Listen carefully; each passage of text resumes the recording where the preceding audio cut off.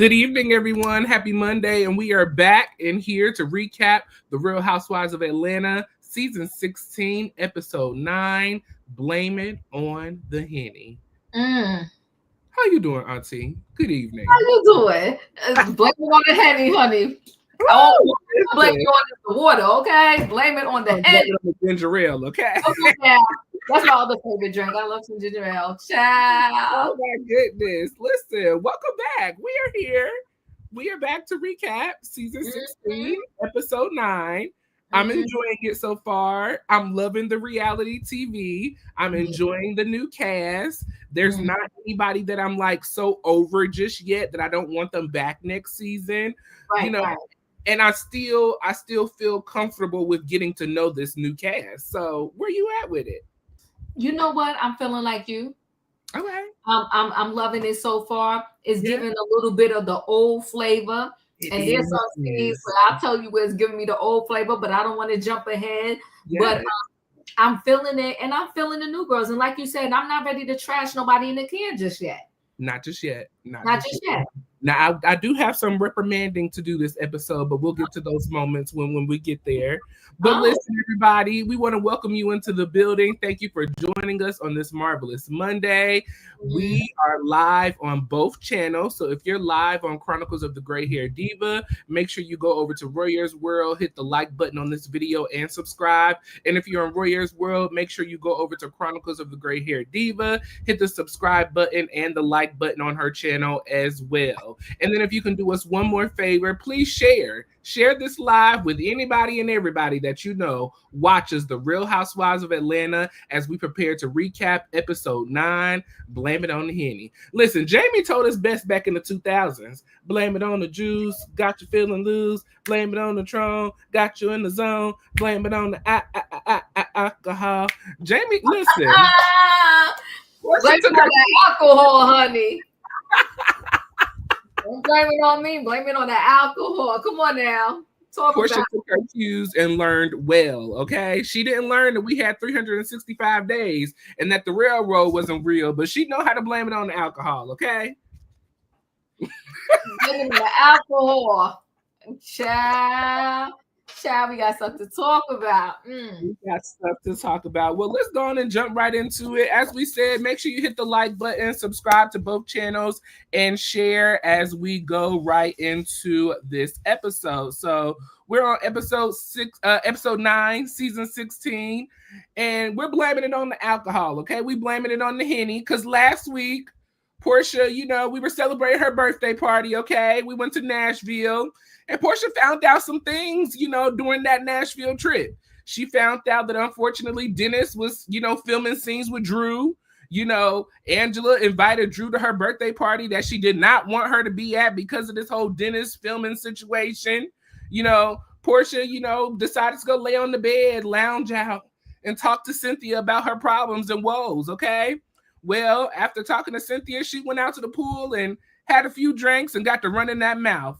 And so Angela, she was by the window listening to all of the conversation that went down. Okay, look, what's that I hear? I hear my name. Angela said she heard her name, and so she went downstairs. And so she went and addressed the group. Royaire. Now that's gangster for real. Gangster, okay? In real time, she suited and booted, okay? She came out to the pool. Said, I heard y'all hoes was talking about me. Square up, ho.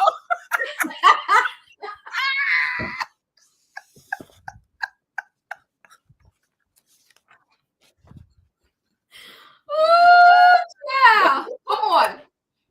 That's grown people stuff. This is grown woman stuff right here, okay? Angela came and stood on business, okay? Portia tiptoed out the scene. That next morning, Kelly tried to come and speak to Angela. Said she ain't got none for y'all. Talk to the hand. She ain't here for the fakery and the foolery, okay? Well, so that brings us into this week. And so, Cynthia was down there momentarily for the party. She partied early in the night, but Cynthia clocked out and went on to bed because we know Cynthia liked to go to bed, okay?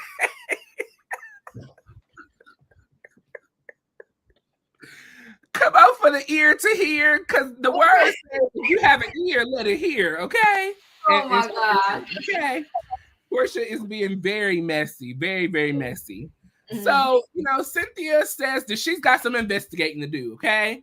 Cynthia was there for the earlier night of the party, but she did not stay until 5 a.m. like the rest of the ladies, okay? So, Cynthia is having a meeting with Shamea and Kelly. She's also having a meeting with Portia and herself, and then she's having a meeting with Angela as well, okay? So we start off this meeting with Shamea and Kelly. They said that they had a wonderful time at the party. They was up till 5 a.m. just having a stanko good time, in Shamea's words, okay? Shamea and Kelly, they open up about some of the things that happened that night down at the pool, okay? Well, while they're getting ready to open up about some of the things that happened with them, we jump over to Angela. And Angela says she was down there in her room doing her thing, talking to her husband. And she heard her name and she heard Big Bird. And she had to jump out the bed and run on down the steps to figure out what was going on. She said that Shamea was talking about her, Brit, all of the ladies had something to say, including Portia. Well, Angela says that she heard the voice of Portia saying that she was going to F her husband, okay? Maybe I should screw her husband. Shamea says that Brit said that Charles has an outside baby, apparently in this relationship, which was one of the conversations. Kelly and Angela say that Portia mentioned the effing her husband. So, this is not something that we have just, heard out the blue. This is a confirmation that Kelly has given us twice now. We heard it last week in the episode, and now we're hearing it again at this brunch that she is having with Cynthia and Shamea. Cynthia says, "Oh, Jesus," when she hears about the comment with Angela, okay?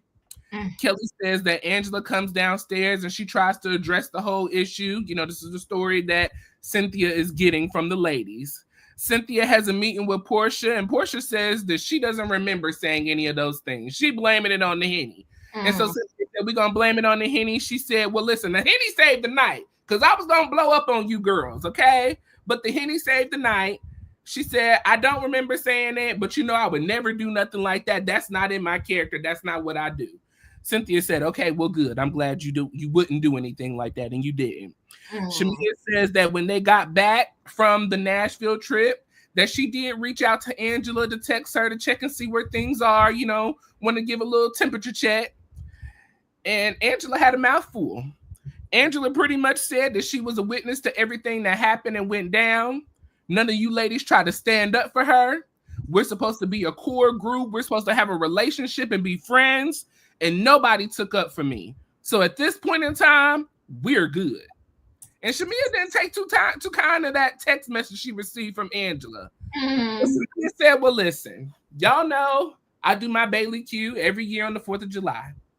Well, this year we're having it on Juneteenth, and I want all the ladies to come over, and we're going to try to resolve this.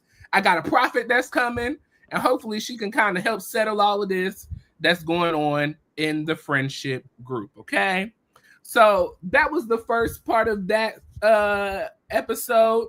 I'm going to jump to this little scene here because it was a little quick one too as well. Kelly, she's having a birthday party for the dog. This to me was a filler scene. Just nothing really happened too much. She did say that she spends $1,000 on the dog, getting the hair and nails and lashes and color and everything else. Now, word on the curb is, ma'am, you owe some money for this business, your restaurant business. $1,000 on a dog, that's the light bill. That's some some waffles. Some waffle mix, honey. Brit noticed that Kelly's eldest daughter, Chloe, was not present. Chloe was with her grandparents. Unfortunately, she missed the party. Brit opened up about her mom selling her home, that her husband built for her. Brit said that, it's just a little bittersweet. She really wanted, her mom to stay in the house and keep the house, and something for them to kind of carry on in their family.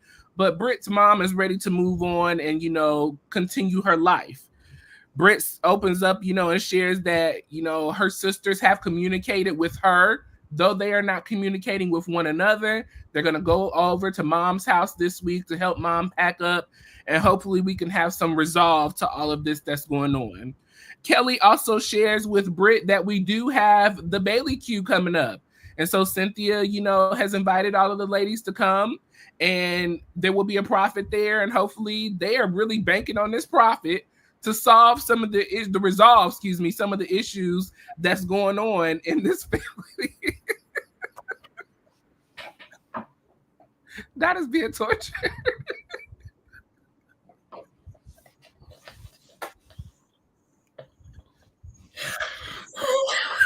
Oh my God, y'all messy. Oh my God. Oh my God. It really, really was sad. I was like, okay. But those were the first two scenes of this episode. If you're ready, we could go ahead and recap those first two scenes. All right. So Cynthia investigating was hilarious to me. How they bounced in between the scenes, and Cynthia was, in all of them. Yeah. This episode had a lot of disrespect. It was a lot of disrespect, a lot of shade thrown in this episode. Yes, it was. Yeah, them calling her Big Bird is messy. I mean, just messy. Yes. Look, and then the outfit she wore at the Bailey Q didn't help.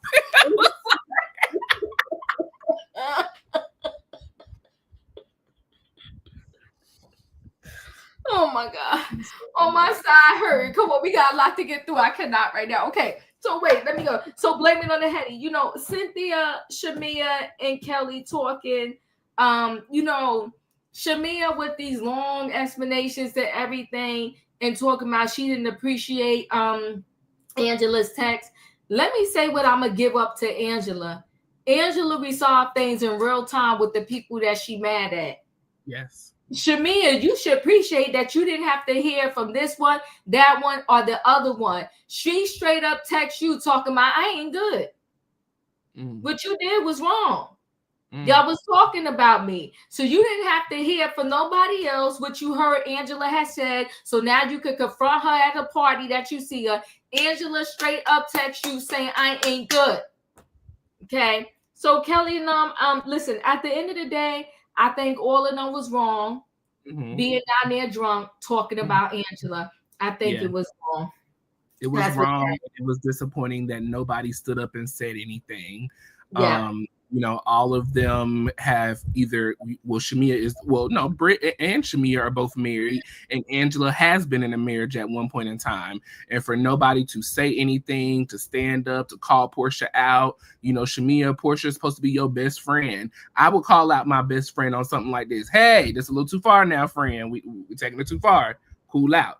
But she didn't even do that. So I was very disappointed in Shamea in this scene, as well as the other ladies as well, for not standing up, at that point in time. That was definitely a comment that was out of order, out of pocket, and it shouldn't have been laughed at. It should have been addressed. And just in general, I know we all throw shade and talk about each other, but if we're going to do it in front of the lady's face and not behind her back. Do it when she's there and present.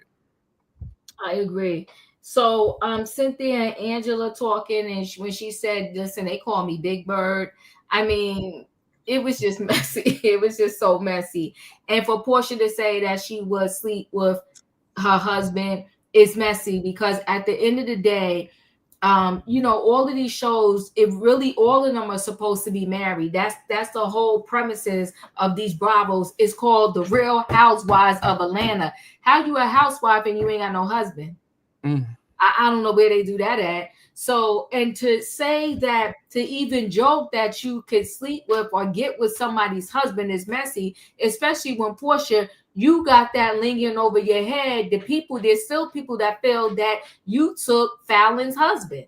Yes. So for you to say something like that, they said a drunk mind, something speaks a sober heart or whatever. No, that was what you was feeling in your head. Yes. You spoke your truth when the alcohol was in you. So yes. I just thought it was all just messy. And when Portia was talking to Cynthia, she was telling nothing but lies. But then she get mad at Drew when Drew allegedly lies. So you gotta make that make sense.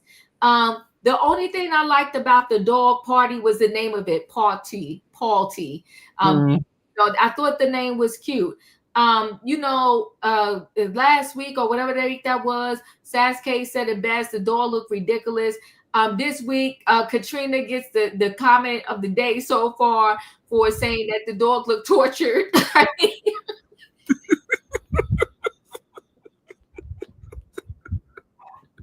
Messy. I mean, I can't get no better than that with the comment. Like, it's too much, even if it's vegan diet. Like, it is, I mean, come on, this dog is sitting in the chair for hours and you paying $1,000 so this dog could be blue, purple, green, orange, get nails painted, toes painted, and it's just too much. It's too much. I just thought it was too much. Brit is Brit, and Brit got a lot of family dynamics going on, but we're calling this reality TV, right? In reality, there are some families that they blood sisters and brothers and they just don't get along. Yes. So I don't like the fact that the family's not getting along, but I like the fact that she's keeping it real and she's not trying to hide it, and neither are them sisters, that they just don't get along. Now, Mama's selling her house. I'm saying this respectfully. I feel like Mama can no longer afford the house. I can feel that. And I think that's why that house is being sold. And it's heart-wrenching. And it seemed like I'm like, does Nana have her own place? Like, where, because we're gonna see Nana later. But Brit is going through a lot with her family. And I appreciate her sharing her truth, but it's also very difficult to watch, to know that families just don't get along, because it happens in real time, in real life. So I appreciate her showing the vulnerable side of her reality with her family. So I'll say that. Other than that, that's all I have with those scenes. Okay, beautiful. Listen, the people are up in roar about Portia and this comment that she has made. So I totally agree with you guys on that. There was no way that could have been a joke. That's not a joking matter. It's not something to joke about, especially knowing that Portia wants to be married and wants to be a wife. You would not want you would not accept it, not even along wanted. Portia would not accept someone saying that about her husband. So what makes you so comfortable to say it to someone else about theirs? Right. It's shameful, and I really think we need to put our foot on Portia's neck, because this is a lot. This is a lot. And she continues to get away with a lot. So we'll see going forward. So we jump into a Portia. Speaking of Portia, we jump into a scene where Portia, she is getting Pilar a little puppy, cute little puppy. I was just like, oh my god, I'm a dog. I was like, oh, peanut butter is so cute. So she gives PJ a puppy. Portia definitely feels that PJ is feeling the energy. She's feeling the synergy. She can tell that mom is not, as bubbly or as, in the mind frame of mom as she normally would be. I think she now recognizes that Simon is not coming back from wherever he is, and she's trying to kind of add a little something to Pilar's life, just to give her a little spice of something to take the focus off of the bad things that are going on. Also Portia opens up and shares that Pilar wants a sibling. So Portia says she don't know where she can go buy one. So until then, she thinks a puppy is the right idea. Portia opens up, she's having a scene with Miss Diane with her sister Lauren. And so Portia opens up about the divorce and everything that's going on. She's saying that once they address the prenup, things should kind of be over by then. They should be wrapping up and headed towards an official separation and being done with the marriage. Everything should be filed and everything should be good with that. Portia shares that she never really enjoyed the trip. Lauren asked about how things were. Lauren joined them, I want to say on day one, that night at the trip with some of the other friends at the dinner table. And so Lauren wanted an update. Portia said after, the whole Angela situation, arguing about Drew at the table, she never really got to enjoy her trip, because then Drew showed up. And then after Drew actually showed up, she got a call the night that she was supposed to have her birthday dinner about Drew filming with Dennis. And so that really disappointed her. And apparently it disappointed Miss Diane too, because Miss Diane said that she can no longer stand up and defend Dennis. She's very disappointed in Dennis. Portia said this one time she just really wanted Dennis to choose her and Pilar, choose our family. And yet again, Dennis chose not to. Portia feels that, Dennis is backdooring the housewives. He's becoming a side housewife himself, kind of like Peter was, Patricia. And so Portia's like, listen, at this point, it's nothing more to talk about. It is what it is. He chose to do what he did, and I'm moving on. She said that she went into the room. She talked to Cynthia, which is her Lauren, kind of like a big sister to her. And Cynthia helped her get over everything that was going on. She went out and partied and had a few drinks down by the pool. And she shares with her mom and Lauren that she was talking about Angela. But she said from her standpoint, she was saying that Angela says Charles the way Miss Netta does. Charles, your lunch is ready, and kind of was talking. She did not address the fact that she said anything about Angela's husband. She did not address that. Did she address that with them? I don't recall it. No. Okay. But she did admit to talking about Angela, and all of that scene. So that was pretty much that scene with Portia and her family. And then I'll throw this in here as well. Shamea meets with her surrogate. Shamea goes by Shadina's office. Shadina carried Shiloh, her second daughter. Unfortunately, Shadina was diagnosed with breast cancer in the middle of that pregnancy. Shiloh had to come early, but Shiloh was doing so well. Shamea did give a report saying that Shiloh is now getting her own pacifier and kind of moving and doing things on her own. So that was beautiful. They did get a chance to meet with the new surrogate. As we all know, Shamea did talk about last week, her and Gerald were looking to have another child. Gerald really wants to have a son. And so, they were just looking for the perfect person to carry that child.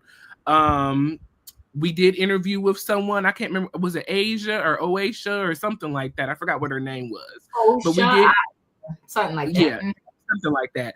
We did meet with the new surrogate. They had a phone call with Gerald. Gerald seems excited and very happy. The surrogate does have children, but she does not have a man. She's just as excited as Shamea and Gerald is to get this baby in. So Shadina said, looks like everything is good. After all the legals are signed and everything is good, we can go ahead and start prepping to get the egg and the sperm and all of that transferred into the surrogate. So that was a beautiful conversation with that as well. So I'll stop there and let us recap those last two scenes.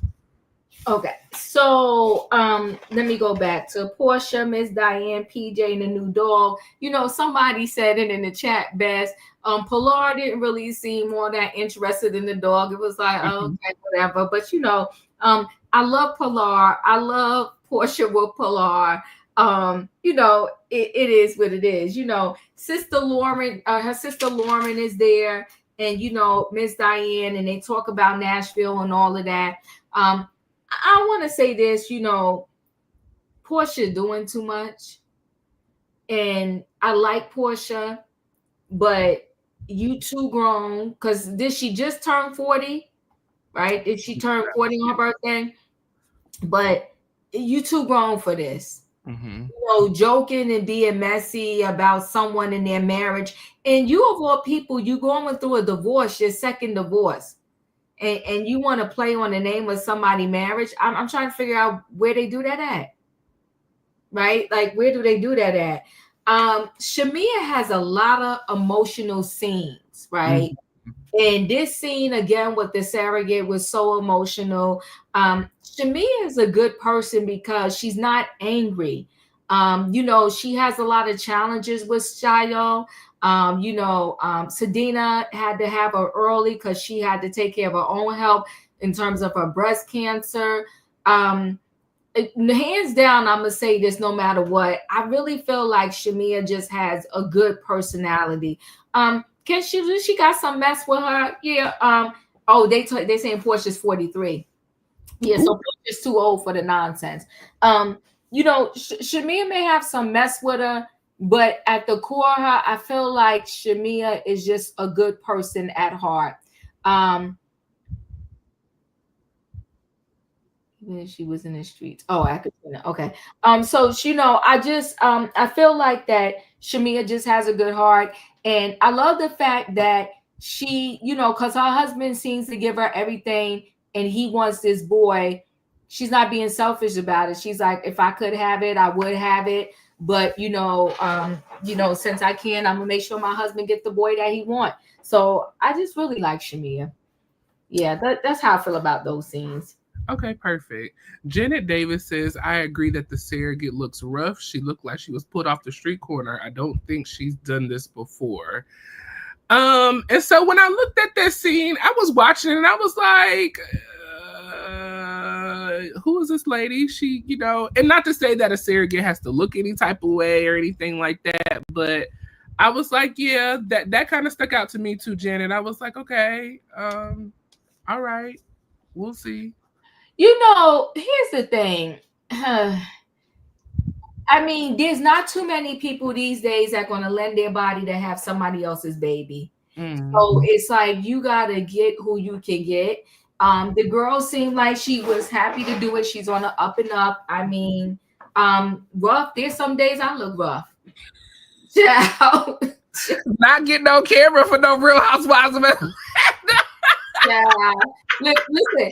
Sometimes after some of my videos, I'm like, oh, Zorn, I should have. I do look at some of my videos and be like, ooh, I could have done What was I thinking? Like, so, I mean, I'm not going to judge the girl. We all can be glamour down all the time.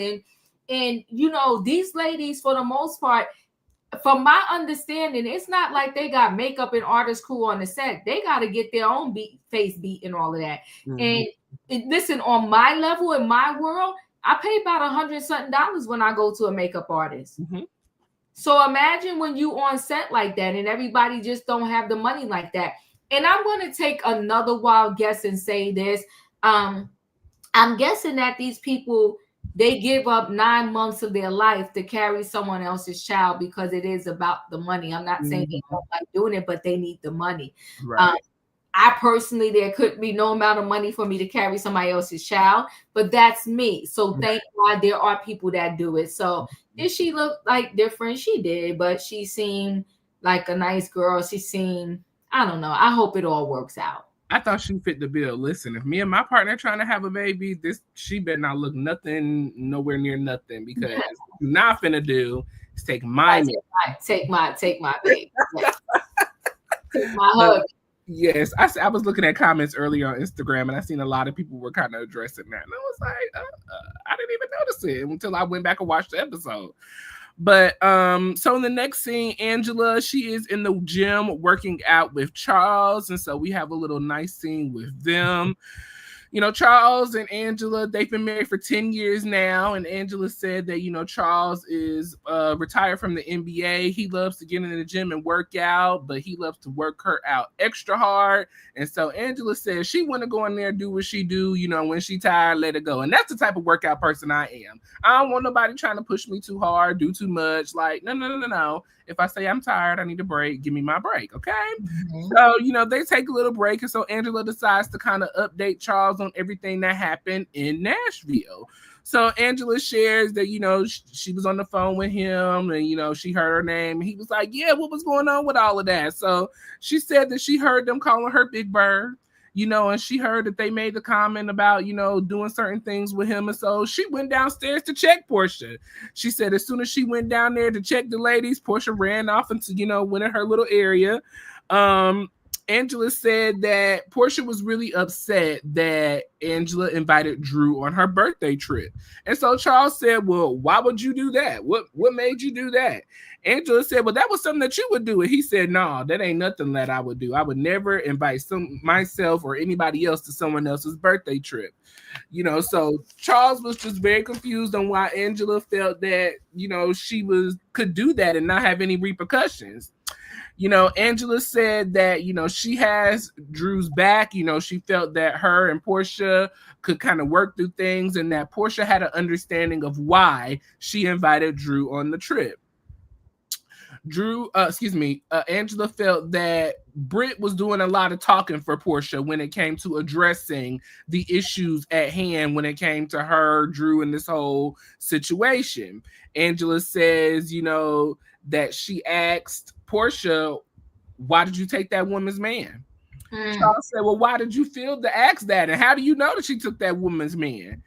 She said, well, the streets know that Portia did that. He said the streets can't be trusted. People say all kinds of stuff in the streets. That you better tell them the streets can't be trusted. Come on, Charles. Anybody can say anything. Okay. Speaking of anybody saying anything, allegedly, they saying that you're so easy to screw, that you got a girlfriend up in New York and you got a baby out here. Charles basically said yet again, the people can say anything. So you're going to trust the streets about what they say about Portia, but they can't trust the streets about what they say about me. Mm-hmm. Charles said, make it make sense. Mm-hmm. Charles pretty much said you was wrong. Angela said that she likes to go to Charles to get, what the haters going to say. Because the way I took it, she said that Charles is a professional hater. So he going to always be on what the haters got to say, okay? Mm-hmm. Angela said that, listen, she just had to run down and address the issues. It is what it is. And so hopefully going forward, her and Portia can, smooth things over. But, this Bailey Q is coming up and we're going to see how it turns out for them as well. We have a scene with Portia and Dennis. They're meeting up at Portia's mom's house to meet the au pair. Is that right? Did I say it right? Au pair? Au pair. Okay. So, Pilar, she's been by herself a lot, apparently. And so Portia is feeling the need to hire someone who is going to basically be with Pilar full time. So when she's at Portia's house, she will be there. She will also follow Pilar to Dennis's home. And so she is from South Africa. Portia got some welcome balloons for her, got her a birthday or a welcome cake, and they're just celebrating her coming into the house. Dennis comes over to meet her as well. They all sit down together. They meet. This young lady enjoys reading during her spare time. Dennis decided to ask some questions, and so he did. And so after their meeting, Portia decided, let's go and address and have some conversation, Dennis. So they go into the kitchen so that the au pair can get herself settled in. Portia wants to address this issue of why he felt the need to film with Drew. And so Dennis said, listen, I didn't sign up to film with Drew. I didn't know I was filming with Drew. I just walked in and cameras was there. That's all I know. I walked in on set.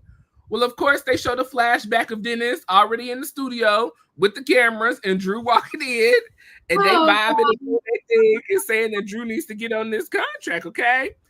Portia says that Drew and Dennis need to address their relationship because it looks bad for him to be filming with another housewife. Portia tried to accuse Dennis and Drew of allegedly trying to sleep together and things happening between the two of them. She pulled up her phone and tried to read a text message and asked to use his glasses. Apparently, there was really no information in there because Portia said some mess and it didn't even equate to whatever she was trying to talk about. And Dennis said that she took it out of, out of perception of what she was really talking about. And so Dennis said, listen, well, you're going to be happy at the end of the day because I'm no longer signed to Drew. Drew's no longer signed to me. We've moved on. It is what it is. Portia said, well, listen, we all good. We moving on, bro. Let's dap up.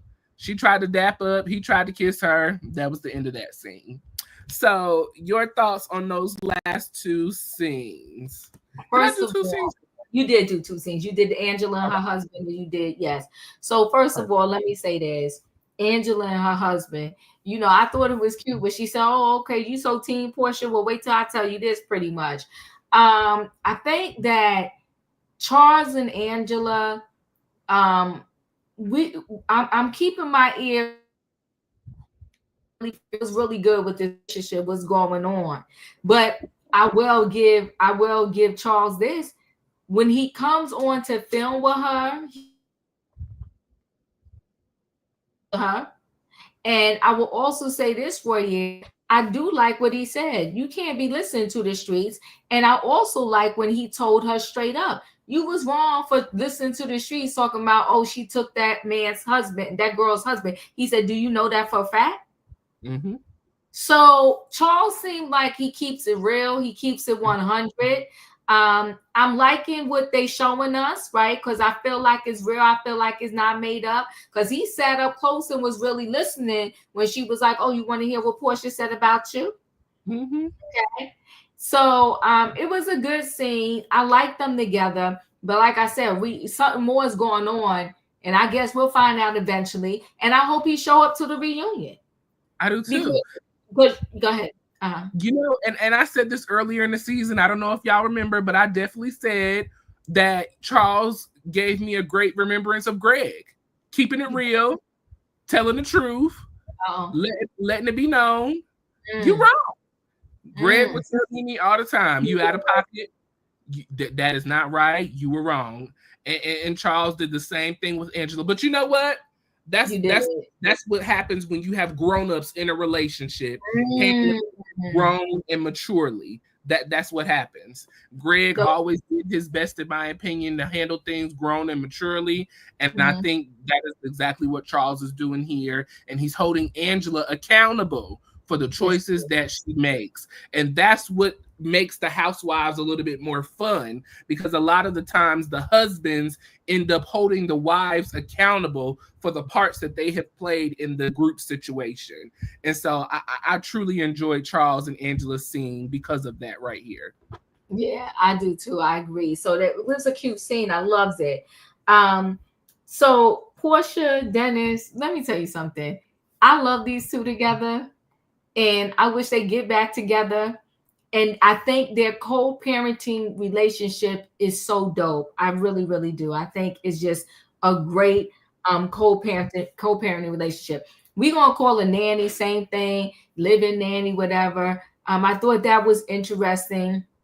That she's getting this living nanny, and she wanted Dennis to be in on it, and Dennis sat over there and asked his couple of questions or whatever the case may be. And then when Dennis pulled up a chair for the okay, give me a minute, I'll be right back. Okay. Yes.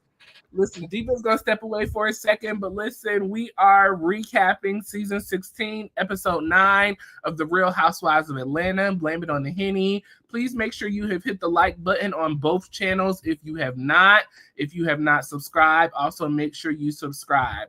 Leave your thoughts and opinions down below in the comment section. How y'all feeling about Angela and Charles and this, him holding her accountable in the part that she played in this friendship situation with Drew and Portia falling apart? Like I said, I really enjoyed Charles, telling her the truth, giving her the honest, real answers that she needed to hear. Let's go through a few comments while we wait for Diva. Little English Rose said, "I like Charles. He's not down with the get down." Okay. And listen, no foolishness, no time for it. Love them together. I do enjoy them together. I think they're a real authentic couple to me. I really feel that Charles is not up for the TV BS, which is why he comes off so hard and real. Some people would say that he's not into her, but I don't think it's that. I just think that he's not here for the TV foolishness or, Angela's foolishness. He's going to keep it 1000% real at all times. So, yes. Okay, thank you. Sorry about that, Joe. I had to grab that. So yeah, the nanny, Dennis and Portia, super cute. I really think they got a dope relationship, and I'm glad that their relationship is not nasty. What happened between them, and they both got over it. They're good now. I like what I'm seeing between them. And you know what? I like that the audience is getting to see this, because I feel like it's really important that if you have a child with somebody, even if y'all are no longer together, y'all don't have to hate each other. Y'all could be cordial and all could be well in the name of the child. So kudos to that scene. I liked it. And I liked when he pulled this chair up for the confessional. I thought it was cute. He said he clocking in. Listen, he said, "You gonna call me a Real Housewife, but let me go on and jump in the confessionals and add myself to it." Okay. I thought it was super cute.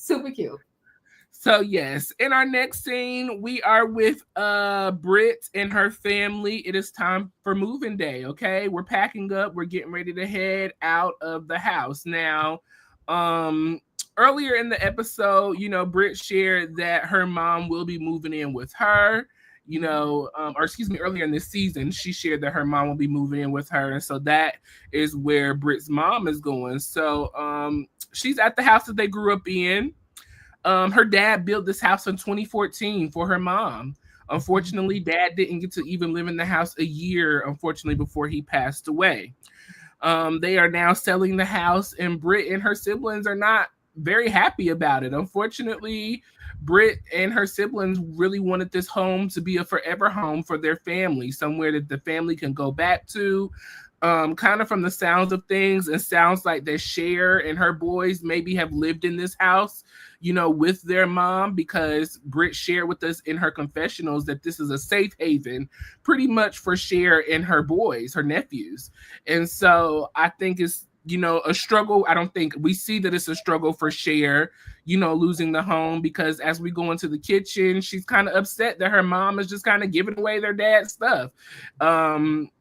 Cher was looking for some bottles of alcohol, and apparently mama said, I done got rid of all of that, and had you come and visit me more, you wouldn't have been able to take some of the stuff that your dad left behind or whatever. Mom feels, just like he left y'all, he left me too. I'm here stuck behind to kind of put up and pick up the pieces of everything. It kind of seemed to get heated between Cher and mom, so Brit decided to call their elder sister, Tiara.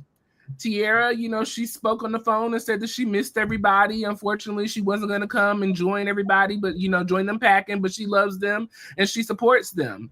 Well, Cher got upset and said, well, do you really love me? Because you don't reach out to me. You don't call me. You don't check on me. And she got very emotional. Tiara said, listen, I'm dealing with loss. I'm trying to build myself back up. I'm trying to work on me and do me. And Cher says, listen, I'm going through loss too. I'm grieving. But nobody, you're not here for me. You call Brit, you call mom, but you don't call me. Brit kind of had to calm her down and say, listen, she's busy today, but she does love us. She reached out, she picked up, she answered the phone, so she's here for us. They kind of got into a little squabble between the girls and mom, because everybody just seems like, as Brit said earlier, dad was the glue to the family. Once they lost dad, everything fell apart. And so grandma kind of had to step up and say, listen, little chaps, come on, we Nana. There's a good God who done took good care of you and watched after all of y'all. So Amen. Y'all need to stop all of this foolishness. Well, and get yourself. And so grandma ended off that scene. So I'll recap that. I'll let us recap that, because we got this Bailey Q coming up. That's a longer set. So we'll do this part real quick. So real quick, I'll say with this, that was an interesting scene with Brit and the family. You could tell the sisters, have a broken relationship, and you could tell I feel like the sister that was on the FaceTime on the phone, I feel like she could care less and can't be bothered. It's like, some people, the way they save themselves is to distance themselves, right? Yes. And so that's why I think that one sister is like, I can't be in no toxic environment. So therefore, I'm not going to, deal with my own family, because I'm going to save myself. That's the way I took it. Yeah, grandma talked and she spoke her truth. But we shall see what's going to happen. Because even mom, when grandma was speaking, did you see mom face? Yeah. So I'm like, she wasn't with it. So I'm like, girl, how do you expect to save your family when you not even falling in line? It was just messy. It was just, sad. We're going to see how this thing plays out. But I like the scene, not because the family is broken, but because, again, they kept it real in that scene. It was a real scene. You know what I'm saying? It was very, very real, very sincere what grandma said. And we see the dysfunction of what people say all the time, of how death either brings you closer together or it tears you far apart. And I think this scene kind of brought me back to remembrance of the Braxtons. After Tracy passed away, Tracy was the glue to the sisters. And since then, there has just been such chaos and foolishness in between all of the sisters. And so I see that here with Brit and her sisters. But to me, something with this mom and these girls is not lining up. Mom has completely checked out. Mom has said that she don't want to stay with Brit for long. Once Brit had his baby, Mama want to be out the door. She said she don't want to be here to raise no kids. So I'm not sure what their marital relationship was like, but it seems like Mom just wants to be free and live her best life. Mom is done. But I'm going to say this respectfully. Do you want Mom really raising your offspring when what happened with you and your sisters that ain't even tight right now? Thank you so much. Royaire don't play with these recasts, but yeah. Okay. You be like, "Oh, Diva, I'm taking my notes." Okay. I got my notes, okay. But yeah, I thought that was very interesting as well, you know, and that's why I'm just like, there's something with this mother-daughter relationship, because even in the earlier season or earlier in this season when her and Brit were filming together, it just, the connection is not there for me. Right. It just is not there. So we need a Iyanla to come in. Yeah, we do. We need to fix this mother-daughter, granddaughter situation. We gotta heal that up, in the words of Iyanla. We gotta heal that up. Heal it up. And we need healing like yesterday. Like yesterday. This is something, if Dad passed away in 2014 and this has happened now, what was going on before Dad passed away? How many fires was Dad putting out before 2014? How much glue was Dad and adding to the picture to keep everybody together? So this has been something that's been brewing for a long time, but hopefully, you know, they'll be able to rectify that soon and get back on one accord, because life is too precious. Obviously, Dad is no longer here. They talked about his sister passing away the other week. I want to say Brit told us that her aunt passed away, his sister. So loss is real, people. Get it together over there in the Edie family. So here we are. And you know what? I started to let you review this scene because, you know, I know you love your girl Cynthia. Don't do that. Don't do that. I love, listen, Cynthia is good. I love 50 Cent. I love Lake Belly. I love the Belly Q. I love how she incorporate her name in everything. Cynthia is my girl, okay? Cynthia high cheekbones, okay? Come on, Cynthia. Okay? Still slaying the people, and she in her 50s, about to be 60. Cynthia doing it. You know, her sister is gorgeous too. She is. Her sister's gorgeous. I think her mom looks really, really good as well. They got good family genes. They have great family genes. I seen a picture on Instagram of Noelle the other day. Noelle looks just drop dead gorgeous. Gorgeous. Oh my God. Beautiful, beautiful, beautiful family. And speaking of Noelle, why isn't she a part of this? Okay, so you know, I listen. Shout out to Cynthia and her podcast, Humble Brag. Okay. Cynthia did share with us on Humble Brag that Noelle is not a TV person. She does not like being in front of the camera. That's not her lane. That's not her scene. So I believe she was asked to be a part of that, but she just, that's not her scene. Well, that's fair. Okay. That's why I was like, okay, I can respect that. You know, I can respect that. I can respect that too. So because I was feeling some kind of way. Yes. I was like, where my girl at? But I listened to the podcast and she said that that's just not her scene. So, Noelle, you continue to do great things and do you, boo. Don't let these people pressure you into doing nothing. Boom. So here we are at the Bailey Q. Okay, Cynthia, you know, bought the lake house a couple of years back, and so ever since she's been hosting the Bailey Q. And I think I said this a couple of weeks ago. I love that we get the montages of over the years. You know, Cynthia first having her first Bailey Q, Nene being there, and Candy, and all of the girls. So I thought that was super cute. We got that montage. Wait here. They made sure they showed Nene, right? Because remember that year? Remember that they was pissed at Nene and they did the flashback and they cut Nene out. Yes, cut Nene out of the scene. I do. Bravo is petty. Listen, they said, well, we don't F you with you, we don't F with you, okay? Okay, yeah, Bravo is petty. Because I popped up, I said, oh, nothing. Okay. Nene back.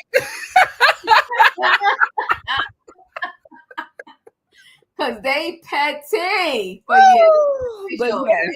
So we are at the Bailey Q. Cynthia kind of explains to us that normally she hosts the Bailey Q on 4th of July. But since now Juneteenth is recognized as a national holiday, she will be hosting the Bailey Q on Juneteenth. And she wants all the ladies to come and show up in their Juneteenth colors. Now, unfortunately, Cynthia knows that the ladies never abide by the rules and regulations of anything but themselves. But Cynthia said we're still going to have a great time and enjoy ourselves. Cynthia has plenty planned. She's got food, she's got games, and she's got even a prophet coming through to give a few words to some people, okay? Prophet. So it's a rainy day over at the Bailey Q, unfortunately, today. Cynthia was a little worried about the ladies showing up, but everybody showed up. Brit came in first. You know, Cynthia shared with her that the prophet was coming. She was just waiting on her to arrive. Once the prophet arrives, she had her first word for Brit. The door is open.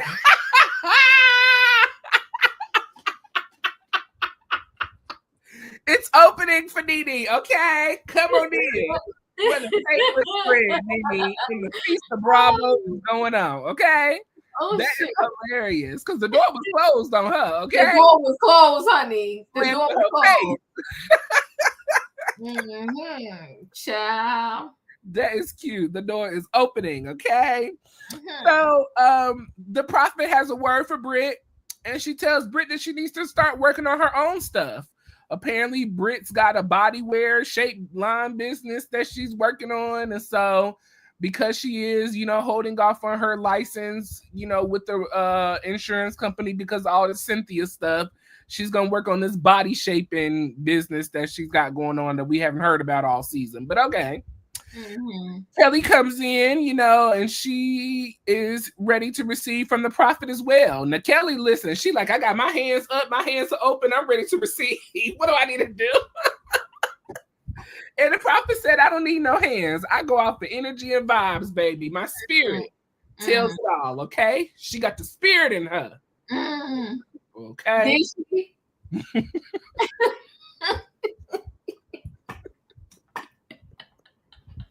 I don't know why I fool with you, Ray.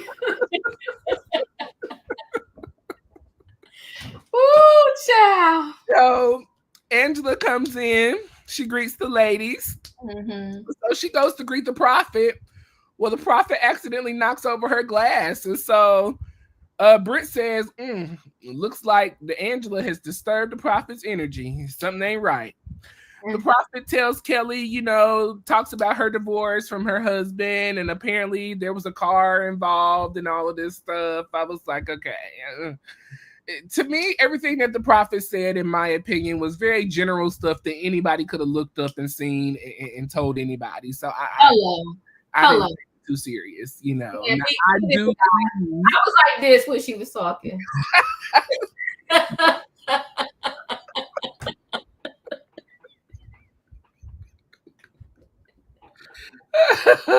You was over it. I was like, come on, talk to Oh yeah, she had that little word for Kelly. I don't even remember. It wasn't even nothing to remember. So, but if you want to go watch it, go see it. You can watch it on Peacock. The prophet had a word for Angela. She told Angela that she needs to get away. You know, she doesn't know. It could be a husband, it could be a friend, but she needs to get away, and she needs to spice up things in her relationship. The prophet asked, you know, about a Porsche. Yes, about a Porsche. Thank you. She asked about a Porsche.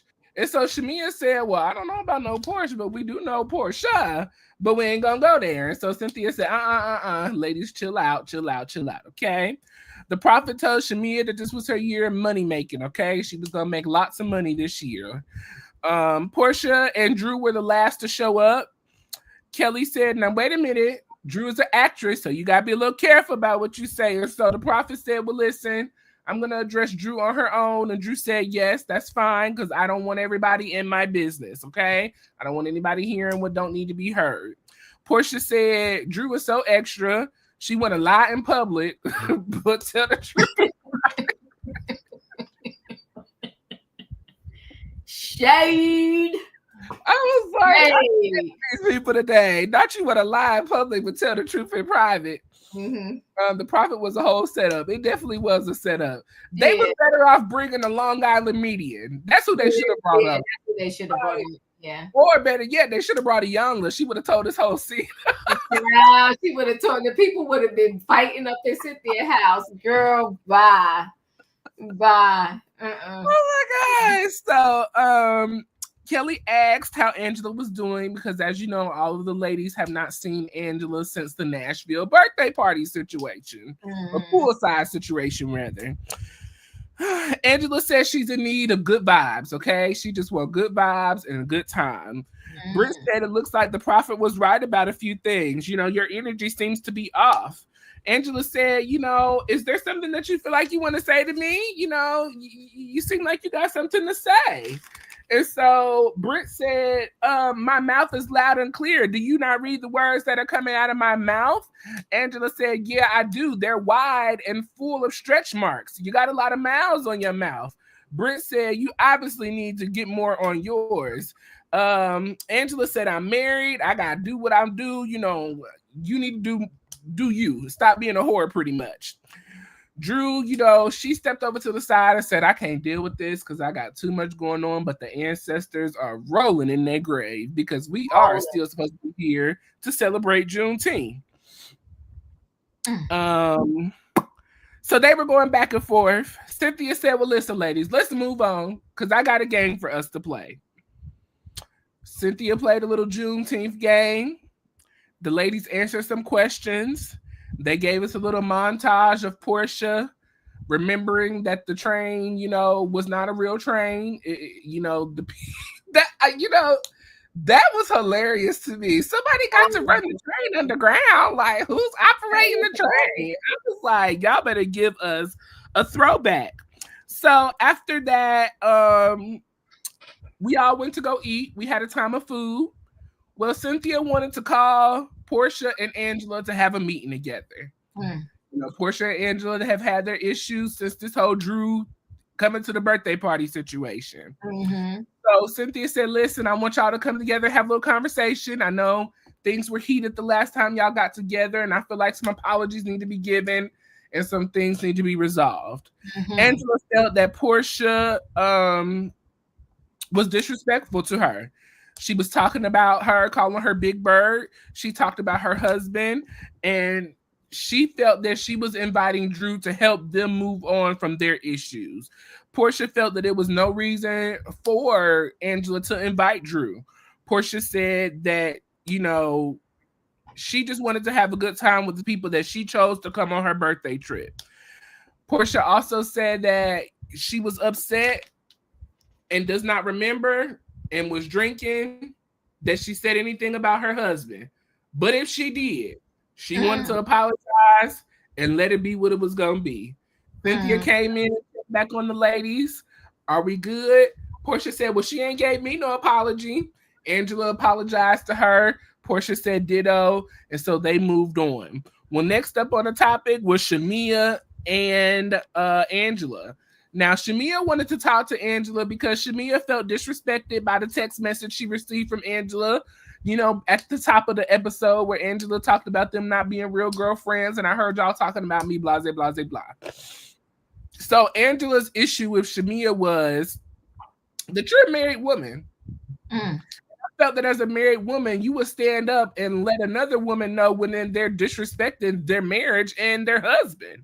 And so Shamea felt that it wasn't her fight. She wasn't in it. And she didn't feel like she needed to jump in. And she said, we were all drinking. We were just having a good time. It was no harm, no foul meant for anybody. Angela did not see it that way. And apparently Shamea didn't see it Angela's way either. And it was a struggle for both of them. And so Shamea said, well, pretty much since, you know, you don't see it my way, I don't see it your way, it ain't pretty much nothing to resolve. So we just gonna move on. We're gonna let it be what it gonna be. Shamea did apologize in her confessional, but, you know, we're gonna see how this rolls out through the rest of the season.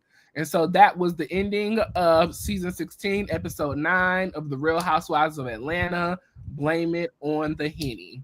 Blame it on the Henny. Woo, honey, blame it on the Henny. Let me tell you This last scene was a mess.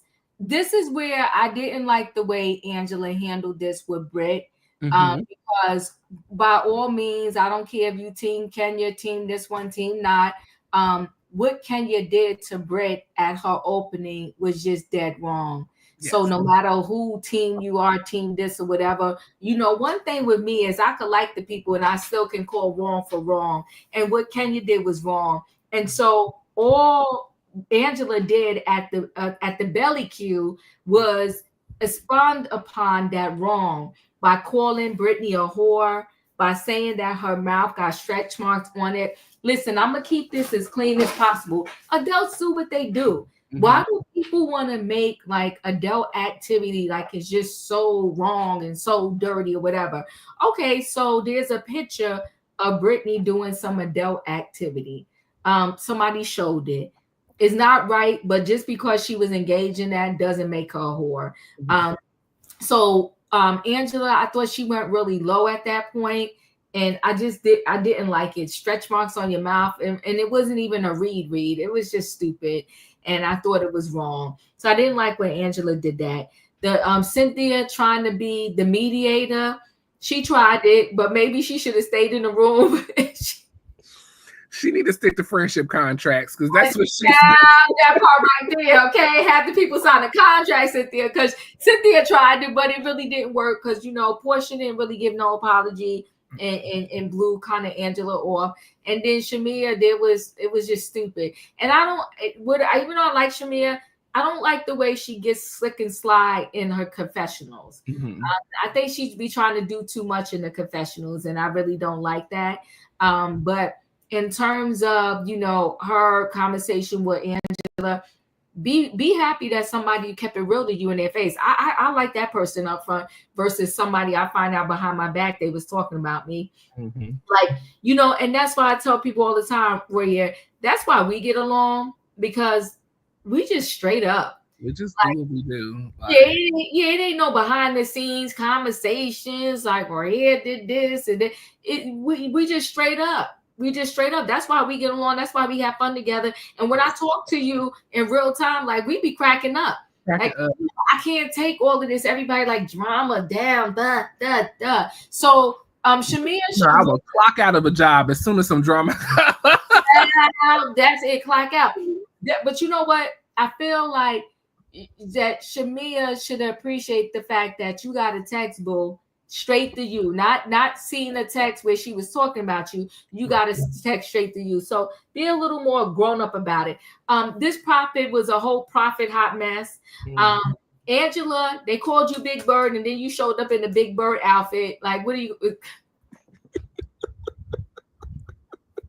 That yellow was a hot stinking mess. A hot stinking mess. Okay, it was messy. Let me see. This is where the shade came in too.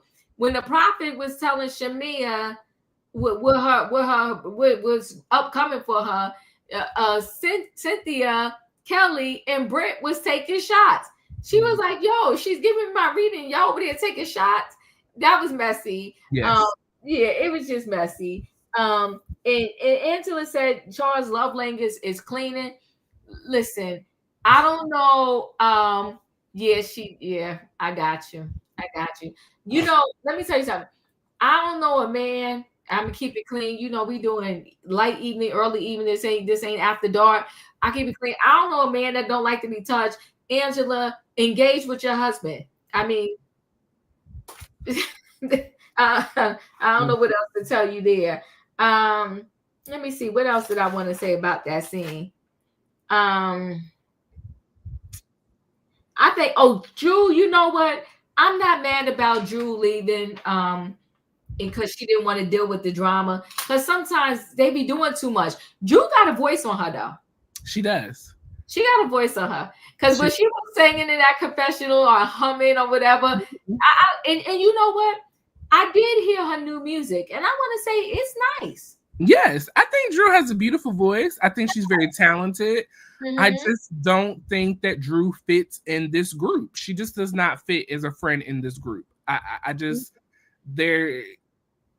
there's no substance to her in this group. There's no real connections with her with anybody in this group outside of her and Angela. I mean, her and the ladies, they know how to kiki and get along, but there's no real connection with anybody in this group. I really do believe that her and Kenya had the most connection, pretty much, which Kenya is no longer here, and her and Angela. And because Angela has so much other stuff going on in the group, she doesn't really have the opportunity or time to pull on Drew to really get her involved in everything that's going on. Right. And Drew really does not want to be involved, especially with this whole Portia everything situation. So, it's a lot. It's messy. Yes, I had to take my comment back from earlier. Drew is the only person that I'm struggling with this season. But respectfully, and this is us saying it respectfully, Drew's been a struggle since the season she came on. True. Very true. She's been a struggle. And it's hard to figure out how she really fits in. And Drew, I don't care what nobody says, she doesn't always tell the truth. So can we keep it, I guess, the cleanest that we can? And you be trying to figure out, like, why is she not telling the truth? Like, this don't make no sense, right? She doesn't always tell the truth, and I don't know. We can't just find our way with her. Like, I don't know. Yeah. Outside of the music and the acting, I just don't. There's nothing else that interests me in Drew. She has beautiful children. He had a beautiful husband, but all of that is kind of falling apart. And I think because we have seen so many divorces on the Housewives, it's nothing new. It's nothing interesting. There wasn't a big scandal that happened behind their marriage or anything like that was big enough to make it such a storyline. Right. So it's a struggle. Yet again, it's a struggle. But, I do want to say I was very disappointed, highly disappointed in Shamea. For Shamea to boast about how much she loves her husband, to boast about how much she loves her family, and she is all about marriage. I think it was very, as I said earlier, very tragic that she did not say anything or stand up for Angela in that moment. And even if you chose not to stand up for Angela in the moment, the least you could have done is come in with an apology. You could have at least came in genuinely apologized, let her know that you understand from a married woman to another married woman. I understand. I would never want nobody to say they F my husband. I thought it was very poorly of her to make a joke about if her husband had an outside baby, that they've been waiting to have a baby so long, I would just take the baby. Stop. Yeah. You're trying to support a friendship through Portia, and she not even supporting you and your friendship, and you being on this show. She ain't supporting your music. She's done nothing this season to support you. She was late for your birthday, hours late. What are we holding down? It wasn't your voice. That's your bestie. She said it was Drew's voice, the very person that she not in a good space with, falling out. Shout that part.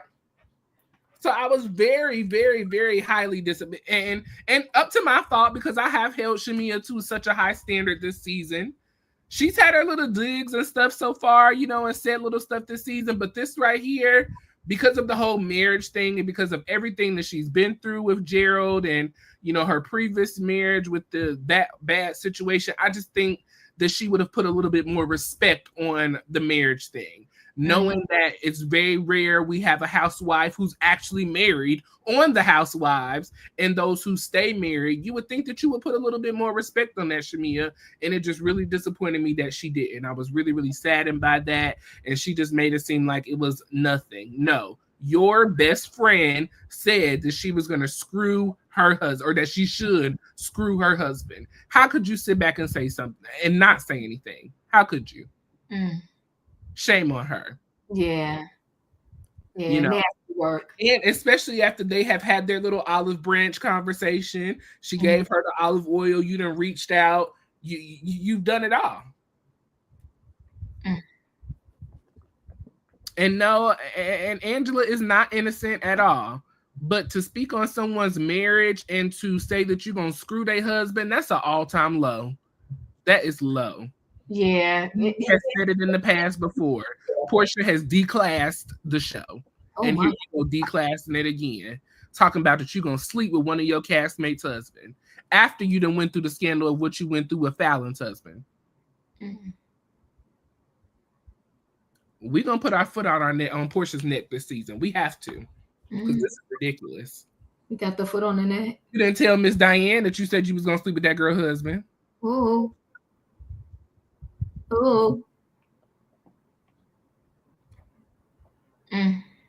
But you trying to make it a big deal about Drew allegedly trying to sleep with Dennis, your baby daddy.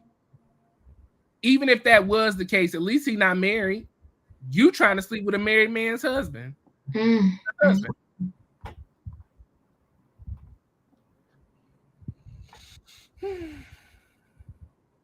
Cynthia, you tried. Shout out to Cynthia. It's hard to wrangle all of these different personalities together and trying to get some kind of cohesive agreement for everybody. So she tried. I thought it was cute, you know. Yeah. You know, one thing else I don't like the and it's always been a part of the show, but it's not. It's worse now.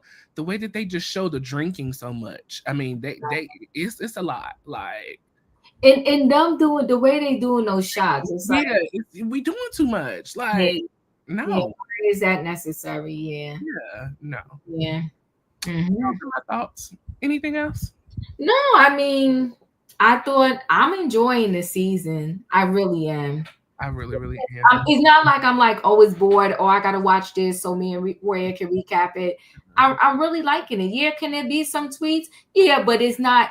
It's better than what it was previously. All this we're fighting over nothing. Yes.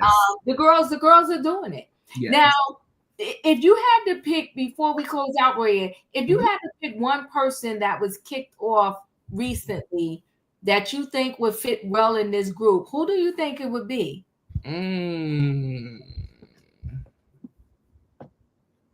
That's a good question.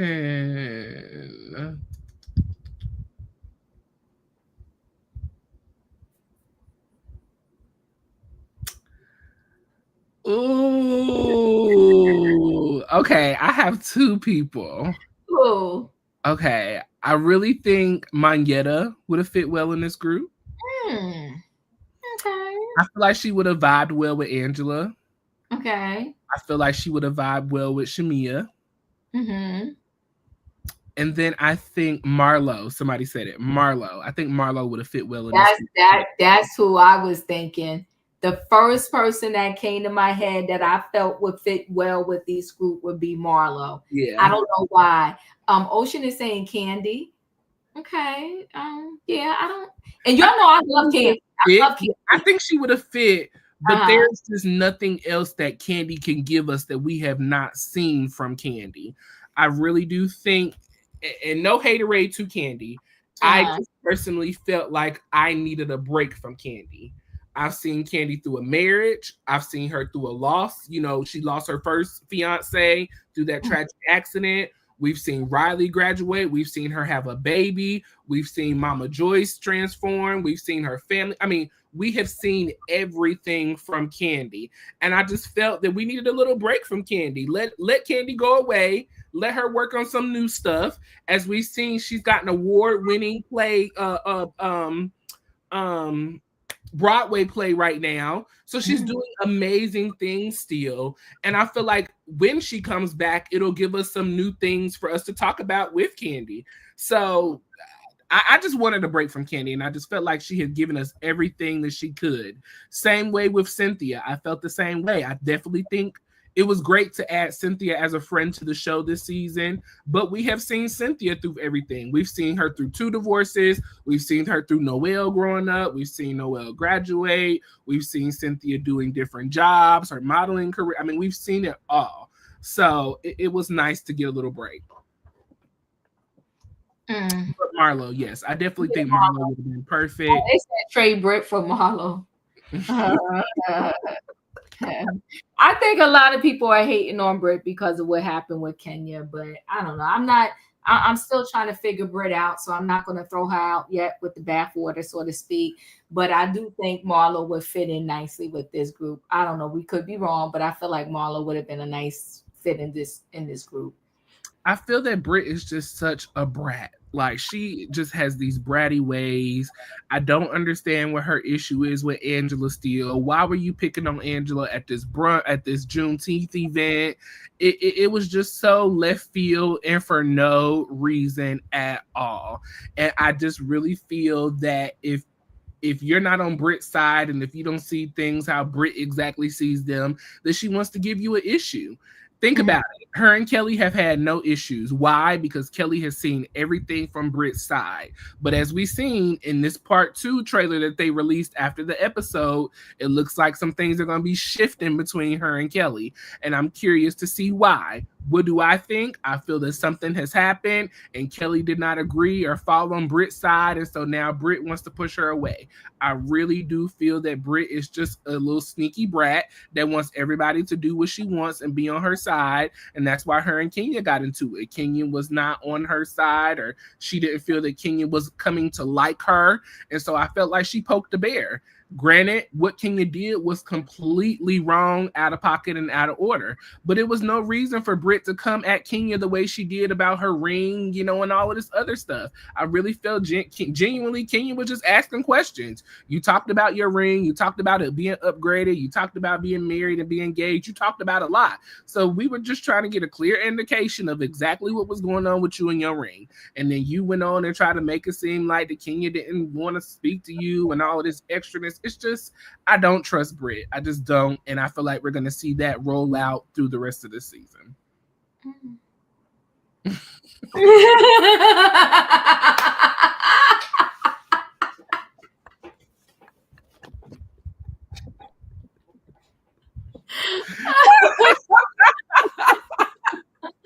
Oh my God. Well, listen, people, we are wrapping up this season 16, episode 9 recap. At the end of every episode, we ask that you leave your thoughts and opinions down below in the comment section. On a scale of 1 to 10, we ask that you rate this episode. So for episode 9, on a scale of 1 to 10, 1 being the worst and 10 being the best, leave your ratings in the comments below, and we'll go over that in just a moment. Auntie, your final thoughts and your rating for this episode.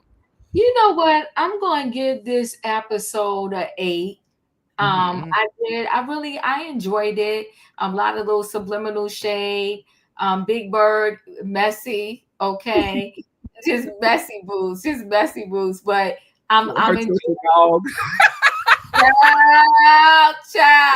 But hands down, I'm enjoying it. I don't have no complaints really about, Roa this season. And another reason why I really don't have no real complaints for you is because what they've been giving us previously was trash, and you really don't have too much choice but to go up from there. So I like it. I like it a lot. So and I thought this was a great episode. Again, Shamea gets the thumbs up for the family moment with her going to see about a surrogate. But so does Brit.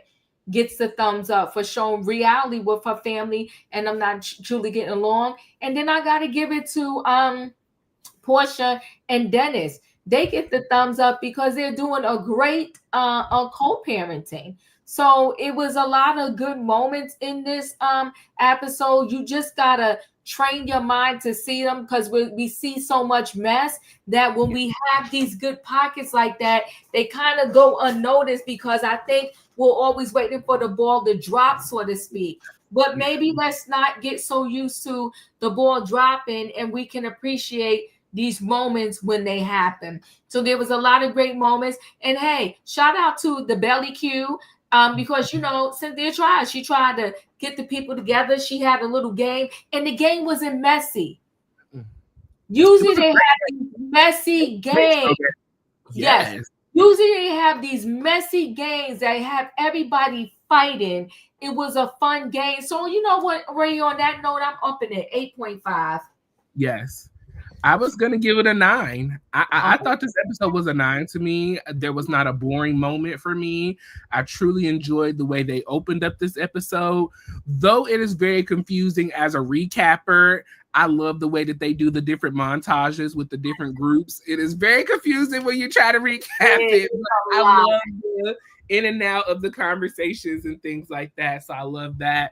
As you said, I love the moment with Angela and Charles. Like I told you, it brings me back to Nene and Greg. So I totally enjoyed that moment. I definitely enjoyed the moment with Brit and her family. We are being real open and honest about what's going on. We obviously can see the rifts in their relationships. And so it is a real deal in regards to the whole sistership and the momship of all of the sisters with Brit. And then a great scene with Pilar, Dennis, and Portia. I mean, it was a great episode overall. And shout out to Shamea and her surrogacy moment. You know, it was a 9. It was just a 9 for me. I really enjoyed this Real Housewives of Atlanta episode. So great job, ladies, for this episode. So Kay Mocha is giving it an 8. Lawson is giving it a 7. Claire is giving it a 8. Michelle, they are declassing the show with all the deep throat. Yes. Yes. But Nene said that back in the day when Portia and Phaedra did their whole stunt with Candy, that Portia has declassed the show. She has said that more than one time. So very unfortunate that the ladies are following through behind that. But Lisa is giving it an 8. Let's see. Quinna is giving it a 9. Keisha is giving it a 7. BTJ 2518 is giving it a 6.5. Ocean is giving it a 7.5. Tara is giving it an 8. Denise is giving it an 8.5. Claire said maybe an 8.5. Okay. Quinna is giving it a 9.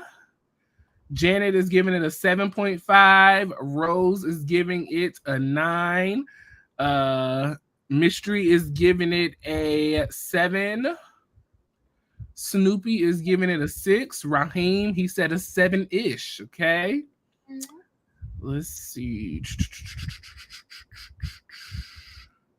Little English Rose is giving it a 7.5. And Emma is giving it a 7 as well. Okay.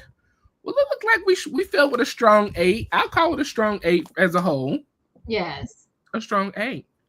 Well, that has been our recap of season 16, episode 9 of The Real Housewives of Atlanta. Blame it on the Henny. Please remember to hit the like button on Chronicles of the Gray Hair Diva and Royaire's World and subscribe to both of our channels if you have not. We will be recapping episode 10 next Monday, so make sure you join us. Make sure you join Chronicles of the Gray Hair Diva this week and going forward. As we all know, the trial for Diddy has officially started, and she will be giving us updates every day, I'm sure, on exactly how everything is going. And make sure you stay tuned to her channel with all of those updates, as well as Royaire's World for any other updates as well. We are going to do our best to try to recap this Basketball Wives. It comes on tonight at 8 p.m. So we're looking at Wednesday to recap it, but stay tuned to our channels for our posts. Something may change, something may not. So just stay tuned to that as well. Anything else coming up? No, I think that's it. Alrighty. Well, make sure you join Diva tonight for trending topics sometime around 8:30. If you're notification, it'll probably be a little bit later because I gotta run out and do something. But okay. So turn on your notification bells on all. That way you see each and every time we post a video with you in mind. We love y'all. We appreciate y'all. Shout out to the Rewatch crew. Thank you so much. And listen, Diva, the people telling us that we are the best recappers on this side of the recap heaven. So we appreciate y'all. We see your comments. We see your praises. We see your thoughts and opinions. We do have goals going each and every night. So if you want to give to our channel, feel free to do so. We appreciate each and every one of you. Well, we love y'all. We appreciate y'all. Thank y'all. And we will catch y'all next time for our next recap. Good night and goodbye, everybody. Good night.